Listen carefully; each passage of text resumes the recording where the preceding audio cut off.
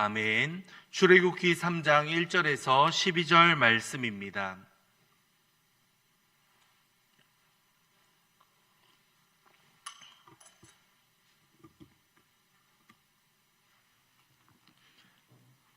출애굽기 3장 1절에서 12절 교독하겠습니다.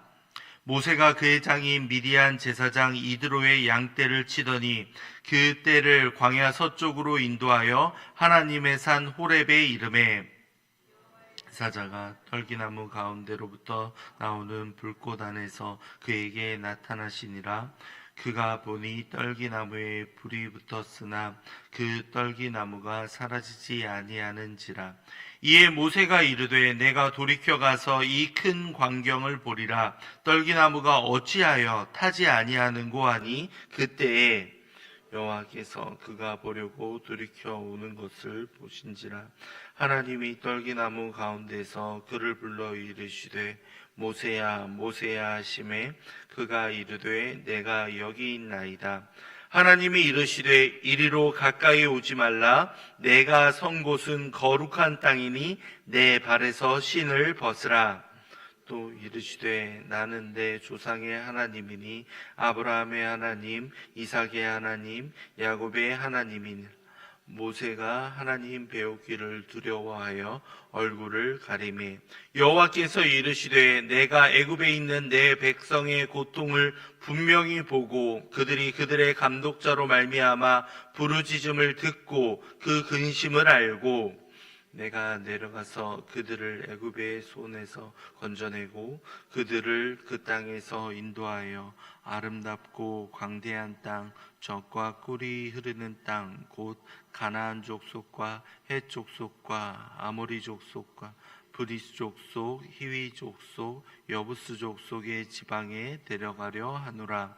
이제 가라. 이스라엘 자손의 부르짖음이 내게 달하고 애굽 사람이 그들을 괴롭히는 학대도 내가 보았으니 이제 내가 너를 바로에게 보내어 너에게 내 백성 이스라엘 자손을 애굽에서 인도하여 내게 하리라. 모세가 하나님께 아뢰되 내가 누구이기에 바로에게 가며 이스라엘 자손을 애굽에서 인도하여 내리이까? 하나님이 이르시되 내가 반드시 너와 함께 있으리라. 내가 그 백성을 애굽에서 인도하여 낸 후에 너희가 이 산에서 하나님을 섬기리니 이것이 내가 너를 보낸 증거니라. 아멘. 여호와의 부르심이라는 제목으로 말씀을 나누겠습니다. 여러분들, 사명은 무엇입니까? 사명이란 바로 하나님께서 우리를 불러주신 그 자리를 말합니다. 하나님의 부르심에 반응하며 살아갈 때 우리의 삶은 보다 가치 있게 살아가게 됩니다. 하지만 하나님의 부르심을 반복적으로 외면하면 어떻게 되겠습니까? 이는 결국 자신에게 해가 되는 결과를 초래하고 맙니다. 그렇다면 이것이 하나님의 부르심인지 아닌지 우리가 어떻게 구별할 수 있겠습니까? 첫 번째로는 남들보다 조금 더 가지고 있는 재능이 바로 우리의 사명이라고 할 수 있습니다. 지식을 더 가지고 있건, 또한 재정적인 여유가 있건, 우리의 여러 가지 열정을 가지고 있건, 그 더 가진 부분을 통해서 하나님께서는 이를 사용하실 수 있습니다. 두 번째로는 계속되는 부담감을 통해서 우리의 사명을 깨닫게 하시는 경우도 있습니다. 똑같은 현상과 상황을 경험합니다. 그런데 누군가에게는 그냥 스쳐 지나가는 상황이 있는가 하면 누군가에게는 계속해서 그 사람을 바라보고 되뇌이게 되고 떠오르게 하는 상황이 있다는 겁니다. 어떤 사람은 몸이 불편한 이들을 바라보면서 마음이 가는 경우가 있습니다. 또 어떠한 사람은 가난함으로 인해서 힘겨워하는 사람들을 그냥 지나치지 못하는 경우들이 있습니다. 누군가는 자라나는 다음 세대를 더 바라보는 이들도 있죠. 이렇게 부담감을 갖는 것은 하나님께서 주시는 거룩한 부담감이다 라고도 볼 수 있는 것이죠. 마지막은 참 이해가 될 수 없는 부분인데요. 바로 우리의 아픔과 상처를 통해서도 우리의 사명을 발견할 수 있습니다. 남들이 당하지 못한 아픔을 경험한 적이 있으십니까? 그런데요, 시간이 지나 하나님이 이 상처를 다 치유해 주시고 난 이후에는 오히려 우리의 그 아픔과 상처를 통한 그 경험이 우리의 사명으로 발전돼 갈 수 있습니다. 나와 똑같은 아픔을 겪고 있는 이들, 나와 똑같이 힘겨운 삶을 살아가는 이들을 바라보면서 그들에게 하나님의 뜻을 전하고 하나님의 마음을 전하면서 위로하는 것, 이것이 우리의 사명으로 발전할 수 있다라는 겁니다. 보통은 더 첫 번째, 우리가 더 가지고 있는 재능이나 무언가를 통해서 일하실 것처럼 보일지 모릅니다. 하지만 하나님이 주시는 거룩한 부담감이나 또한 아픔을 통해서도 하나님께서는 놀라운 역사를 이루어 가실 수 있습니다. 이 세 가지를 함께 적용해 볼 때 모세와 같이 우리도 사명을 발견할 수 있습니다. 때로는 우리가 전혀 관심이 없었고 생각도 못했던 일을 통해서도 하나님께서는 역사하실 수 있기 때문입니다. 오늘 말씀에서도 일반적인 부르심이라기보다는 참 부담이 되고 도저히 감당할 수 없는 것과 같은 부르심이 등장하고 있습니다. 바로 여호와 하나님께서 모세를 부르시는 장면이죠. 일반적으로 감당할 수 있는 단순한 부르심이 아니었습니다. 모세를, 이스라엘 백성들을 출애굽시키는, 애굽에서 이끌어내는 지도자로 택하셔서 부르고 있는 장면이죠. 그런데요, 성도님들, 지금 모세의 상황은 어떠한 상태입니까? 1절을 보시면 뭐라고 기록되어 있죠? 모세가 장인의 양을 돌보고 있었다라고 말씀하고 있습니다. 지금 상황은 어떠합니까? 모세는 애굽에서 살인을 저지르고 미디안 땅으로 도망가 있었습니다. 그곳에서 십보라와 결혼한 후에 장인의 양을 치는 목자로 40년의 시간을 보내옵니다. 이제 모세의 나이가 80세에 이르렀던 겁니다. 인간적인 생각으로는 도저히 이 사명을 감당하기가 어려워 보입니다. 애굽에서 왕자로 있을 때를 생각해 보면 한 사람 정도는 쉽게 제압할 수 있는 힘을 가지고 있었습니다. 그때는 의협심도 있었고 사명감도 명확해 보였습니다. 고통받는 히브리 형제를 그냥 지나치지 않는 마음까지도 있었죠. 그런데 그때 하나님께서는 모세를 부르지 않으십니다. 지금 상태는 어떠합니까? 아무런 힘도 그리고 사명감도 희미해져 버리고 완전히 사라져 버린 때입니다. 1절에 나오는 것처럼 자기의 양떼를 돌보지 못할 정도로 경제적인 자립도 이루지 못하는 상태가 바로 모세였던 겁니다. 그때에 놀랍게도 하나님께서는 모세를 부르십니다. 무엇입니까? 사람의 힘으로 도저히 할 수 없는 일을 하나님께서는 모세를 통해 이루어 가시겠다라는 의미입니다.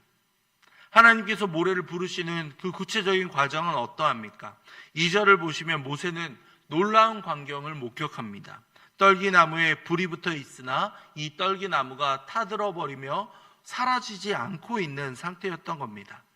자연 만물과 세상 이치를 초월해서 하나님께서는 놀랍게 모세에게 나타나셨습니다. 모세의 상황은 불이 타오르는데 아무런 땔감도 필요로 하지 않는 그 상태에 스스로 불을 내는 상황과 맞닿아 있지 않았습니까? 스스로 존재하시는 하나님의 임재를 이렇게 보여주고 있으셨던 겁니다. 이후 14절 말씀을 보면 여호와께서는 자신을 이렇게 소개하시죠. 나는 스스로 있는 자다. 스스로 불을 내고 사라져버릴 수밖에 없었던 떨기나무가 그대로 존재하고 있었던 것처럼 이 모습을 통해서 여호와 하나님은 자신을 드러내 보여주셨습니다. 놀라운 광경 이후에 하나님께서 모세를 부르시죠. 모세야, 모세야. 이에 모세는 내가 여기 있나이다 라고 답을 합니다. 이어서 하나님께서는 뭐라고 자신을 소개하십니까? 6절입니다. 함께 읽겠습니다. 6절입니다. 또 이르시되 나는 내 조상의 하나님이니 아브라함의 하나님, 이삭의 하나님, 야곱의 하나님이라. 모세가 하나님 배우기를 두려워하여 얼굴을 가리매. 아멘. 이 장면은 창세기 46장에서 야곱을 부르시는 장면과 유사합니다.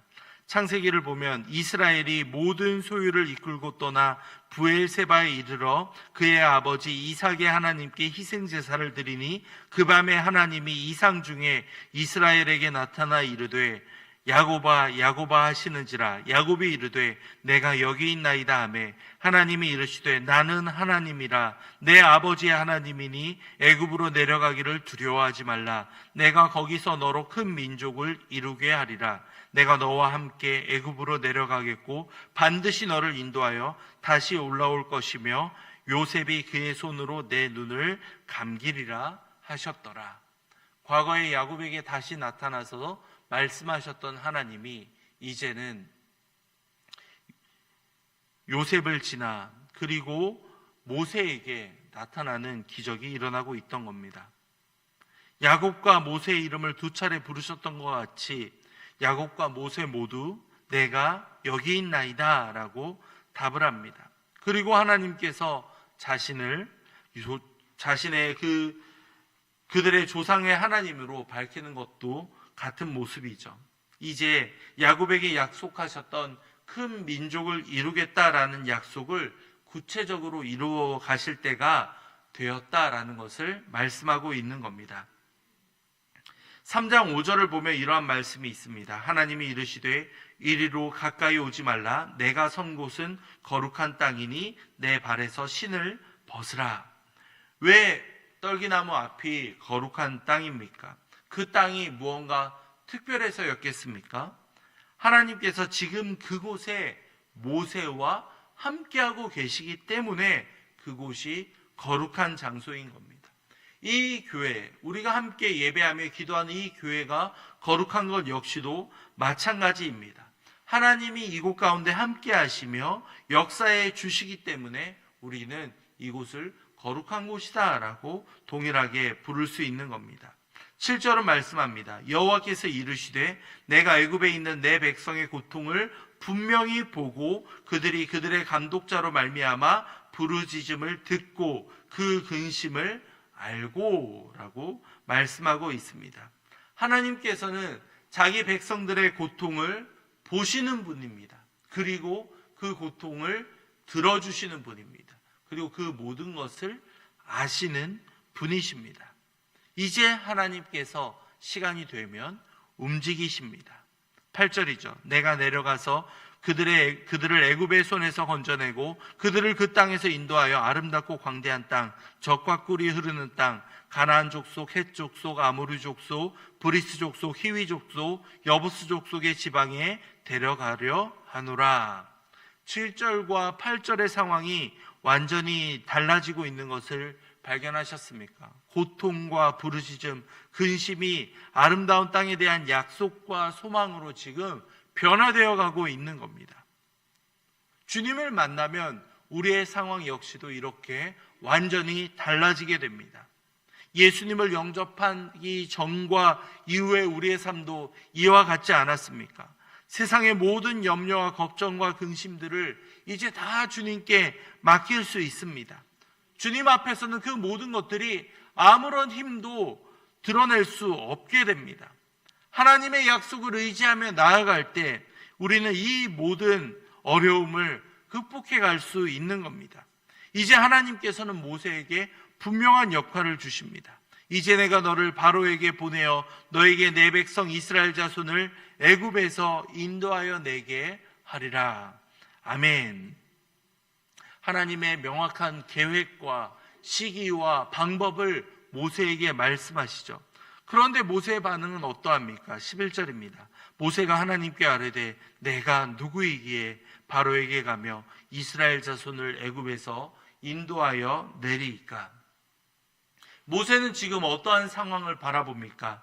자신을 보내신 하나님을 바라보지 못하고 자기의 현 상황만을 바라보며 하나님의 부르심을 거절하고 있습니다. 내가 누구이기에 내가 무엇을 할 수 있겠습니까? 나 자신의 상황과 나 자신의 경험에만 갇혀있던 모세였습니다. 옛날에 실패하지 않았습니까? 지금은 아무런 힘도 없습니다. 내가 할 수 있는 것이 아무것도 없습니다. 모세는 그렇게 이야기하는 것이죠. 하지만 12절에서 하나님은 말씀하십니다.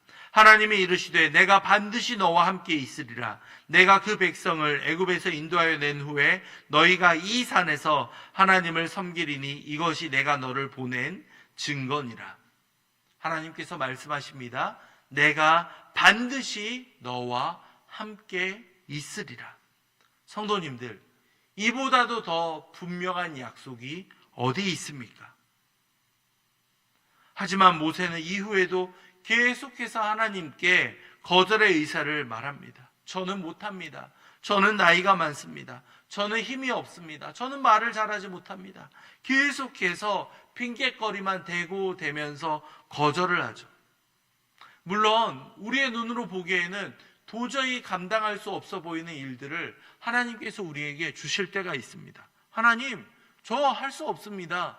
불평을 하고 원망을 할 수 있죠. 저는 부족합니다. 다른 사람이 더 있지 않습니까? 라고 말이죠. 하지만 우리는 모세와 같이 중요한 사실을 놓치는 것 아닙니까? 하나님께서 함께 해주시겠다. 하나님이 함께 역사해 주시겠다라는 이 약속에는 우리가 왜 귀를 기울이지 못하고 있는 겁니까? 우리 자신을 바라볼 때에는 희망이 없어 보일지 모릅니다. 하지만 하나님을 바라볼 때는 불가능한 일이 없습니다. 하나님께는 그 모든 것들을 가능하게 하시며 인도하실 수 있는 힘과 능력이 있으시기 때문입니다. 모세가 자신이 제대로 못한다고 하자 하나님께서는 주변의 사람들, 형 아론을 통해서도 말씀하시고 여러 상황들을 통해서 모세를 계속해서 사용해 가십니다. 성도님들, 마지막으로 이제 우리를 부르신 곳은 어디인가? 우리 자신에게 한번 질문해 보시기 바랍니다. 우리가 할 수 있는 것을 계산하고 판단하며 거절하기보다 먼저 하나님께서 혹시 함께하지 않으시는가? 우리를 그 자리로 하나님께서 부르시는 것은 아닌가? 우리에게 다시 한번 질문해 보시며 이 말씀을 다시 한번 주목해 보시기 바랍니다. 그때 하나님께서 우리에게 부담감을 주시며 또 우리를 사용하시겠다라고 약속하셨던 그 약속의 말씀이 있다면 성도님들 두려워하지 마시고 담대히 나아가시기 바랍니다.